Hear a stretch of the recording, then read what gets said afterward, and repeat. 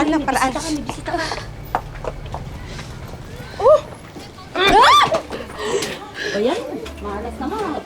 Ay, naku.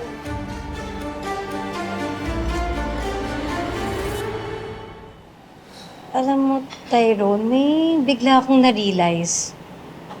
Oh, ano yun? Yung nangyari kay Madama Sinta,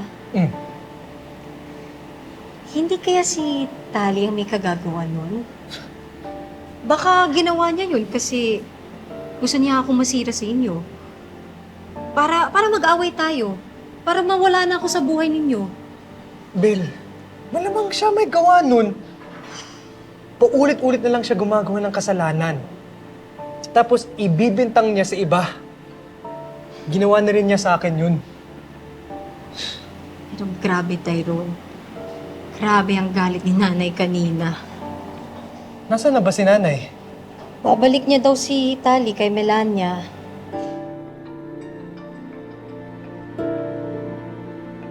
Ano nangyari? Binabalik ko na yung anak mo. Hindi ko lang binabalik. Sinusuka ko pa. Hayop ka talaga. Ikaw ang hayop! Alam ko na ang lahat.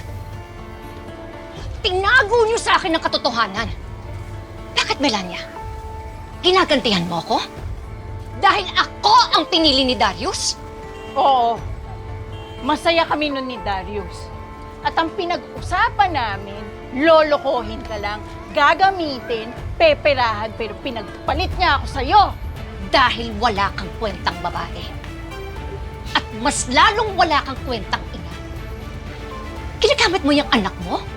Para magkapera ka? Tinuturuan mo ng kasamaan niyang anak mo? Anong klaseng ina ka? Bakit? Buhay namin to at gagawin namin lahat ng gusto namin gawin. Ah, ganon.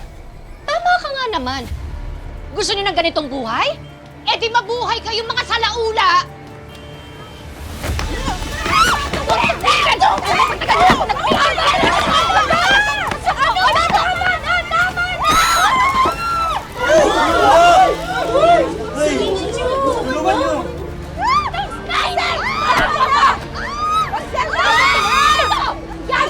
Magpakasaya ka dyan!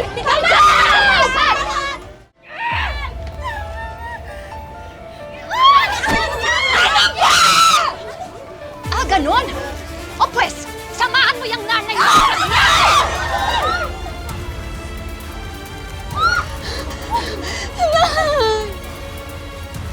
Pinagkaisahan ninyo akong dalawa. Pasalamat kayo. Yan lang ang inabot nyo. Hindi pa tayo tapos, Rosel! Huwag mo akong pagbantaan, Melania. Wala ka ng kapangyarihan. Wala kang pera, wala si Darius, wala kang anak, wala kayong mapapala sa akin! Hindi mo ako kilala. Hindi mo alam kung hanggang saan ang kasamaan ko! Kahit magtandem pa kayo ni Satanas, hindi ko kayo uurungan. Sa dami ng pinagdaan ako sa buhay, wala na akong kinakatakutan. Nagkamali ka ng taong binangga mo. Oo! Mabait ako! Pero masama akong kaaway. Tama na, halika na. Magsama kayong dalawa! Mga wala kayong kwenta! Halika na. Kiraan lang po.